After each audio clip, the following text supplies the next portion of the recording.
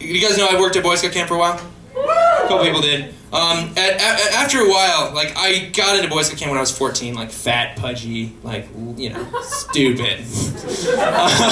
You know those guys, stupid guys, right? And then I worked my way up, and I, you know, whatever, hit puberty at 19 or whatever. And then I became great at Boy Scout camp. And I would like to tell you a story from how hubris got the best of us.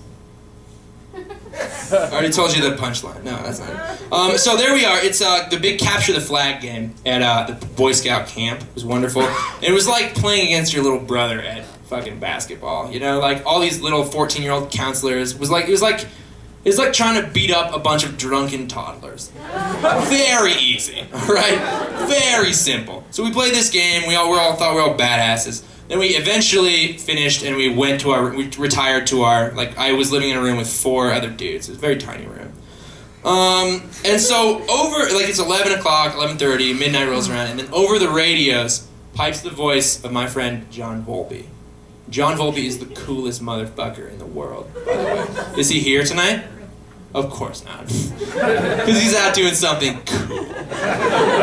So he pipes over the radio and he says, guys, you can't say any secrets over the radio. He says, guys, get your shoes on.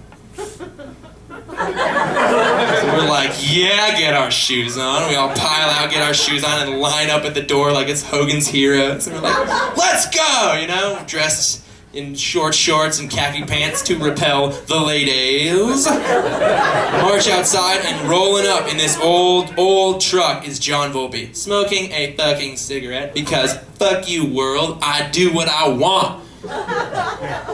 And he gets out of the car, the truck, and he says, guys, we got a problem.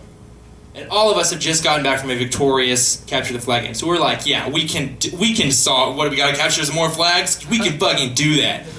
And he says, no. All 33 horses from the horse corral escaped and are running wild all over camp. We're like, what? And then, but we're so amped up, we're like, all right, let's do this. So we all pile into this jankety ass truck, and I look down the line of people, and it's John Volpe, coolest dude in the world. All right, Mark Visona, who was the valedictorian at Georgetown, so he's the brains, he's the genius of the bunch. It was Kels Reisner, 6'6", all right. Think of him as Chewbacca, but like cool guy, you know, like utility guy. And Blaine, my friend Blaine, very handsome guy. He's the face. And me, I was a little extraneous. I did not need to be there. I was there. I was the scribe. Or the secretary. I was there, alright? So we're all in this truck, and we're like bouncing around, and we're like, yeah, let's go find these 33 horses. It's like a video game objective. Go rescue the 33 horses before the cliff, you know? So we're all in this truck, and we like, alright, how are we gonna find these horses? There's 2 methods. Number 1, the forgotten Native American art of listening. And number 2, the well-remembered regular American art of letting someone else see it and then telling you it. So we had all these shitty radios that were like stroke on and off all the time. And we keep hearing horses! Nature Lodge! Breaking! Oh my god! I was like, oh, what's going on? It's like the Jurassic Park scene. We're like, stay out of the long grass, go! So we like drive around to all these traumatized places. And eventually, it's nuts. We're in this, and we don't have a plan, really. Like, we're a truck. What the fuck are we gonna do with 33 horses? We didn't have rope. We had like a first aid kit, a pack of cigarettes, and like a radio, which would only play That's the Train. Hey, soul sister. It was so dumb. We were jamming out to it. All of us had cigarettes at this time, by the way, because fuck you. And then we hear the one thing we didn't want to hear over the radio. The horses are on the main road out of camp. That's a boner, and I'll tell you why. Camp is situated in Elbert, Colorado, okay? It's right outside of Elbert. Have you been there? Nothing there, right? It's just a little town of quiet townsfolk who hate the Boy Scout camp because from 7 a.m. to 11 p.m. they shoot shotguns. Shotguns, the loudest goddamn thing, and black powder, which is an old weapon known for being the stupidly loud weapon that will scare anything away. From 7 to 11, all right? Not the 4-hour trip, the 16-hour one. So these townsfolk hate us. They have like state legislation pending. They're trying to sue us and get us off the property. We are on our last leg, all right? We are on probation. And if the horses get into town and start breaking shit, that's it. Camp is cerrada, closed, no more.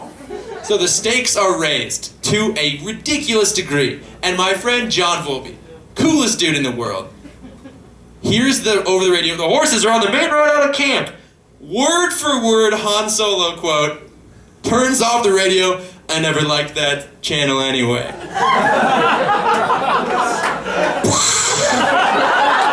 Yes! We're gonna get these horses! So we cruise onto the main road and we're driving at a breakneck 35 miles an hour, top speed for that particular truck with 5 dumbasses in it. And then we start, and I kid you not, to see sparks on the road, and we're like, what is that? Horse hooves in their horse shoes. Hooves, yes, what? I speak properly. So there are horses, they're running on the road. And then Blaine yells, we gotta split up! We're in one truck. We're not gonna cut it in half, make it 2 motorcycles, alright? What does he mean? But John Volpe knows, slams on the brakes, and then I'm on the outside, so Blaine and I pile out of the truck, slam the door. Blaine runs around and quickly tells John the plan. John hears the plan, goes, got it. Slams on the gas. And then Blaine comes back around to the road to tell me the plan. The plan is, and keep in mind, we are all jacked up on confidence, so we're sure this is going to work. The plan is that the 3 guys in the truck will drive the truck through the herd of stampeding horses, past them, nudge them out, I don't know how they were going to do it, bust a 90-degree skid slide to create a barrier of the road. And the horses would say, all right, guys, they got us. Knock off the horseplay. Let's turn this gravy train around. And Blaine and I would open the auxiliary gate, which was about 20 feet away from us, open the gate up, and then sort of air traffic control the horses, the 33 stampeding horses, into this pen. And by this time, my brain was like, wait a minute. This is the stupidest idea you've ever had. You are actually going to die right now. Right now, you are going to die. And then I was like, Blaine, I don't think this is a good idea. And at that moment, the horses started coming over the ridge. Like, oh God. So we turn around and run. Like, the stupidest direction we could possibly have run, which is away from the horses. But the horses are running in our direction. So, of fucking course, the horses are going to catch up with us. They're horses. So we're at this run, and then horses start to go by us. I am not fucking you guys right now. I am telling the absolute truth. Horses start to go by us, and I'm like hitting the horse as they're going by. And I'm like, yeah, go, you know? And then we both kind of run into the ditch. And the horses, which are pack animals, which is very nice, but the fact that they weigh 2,000 pounds, and I weighed a brisk 140 at the time, were like, could have killed us easily. They were pack animals. One horse went into the auxiliary corral. So they all went into the auxiliary corral, and we slammed the gate, like you'd see at the end of a western. Got 'em! Like, how the fuck did that just work? And it turned out that the horses just started coming back on their own. To this day, no one knows why. And the truck was just there as the horses ran past the truck. Like, what scene is that like? I'm thinking of Jurassic Park. What is that? Where they're in a thing and things are jumping over them? Lion King. What? Lion King. Lion King. No, that's more of getting killed by a gazelle. That did not happen to me. It happened to, Mufasa. What? Jumanji. Is it Jumanji? I don't fucking know. Whatever. So we got the horses in this corral, and then someone's like, count them up! And they counted them, and they got 31. And as you will recall, there were 33 in the herd. And we're like, God damn it. And John Volpe goes, guys, I think I know where they might be. So we're like, all right. And he didn't tell us, cryptic as shit, okay. So we all get back in the truck, and then Blaine's like, wait a minute. Can we just count them again one time? Because if you'll recall, these are the same people that were like a bunch of drunk toddlers counting the horse. We didn't count them, all right? So we counted them ourselves and got 33. We counted, and we weren't just fucking it. We're just like, well, whatever, we'll 2 gone, We actually got 33. Counted them again, got 33. And so we went to bed. Moral of that story is, do not let someone count your horses unless they are Chinese.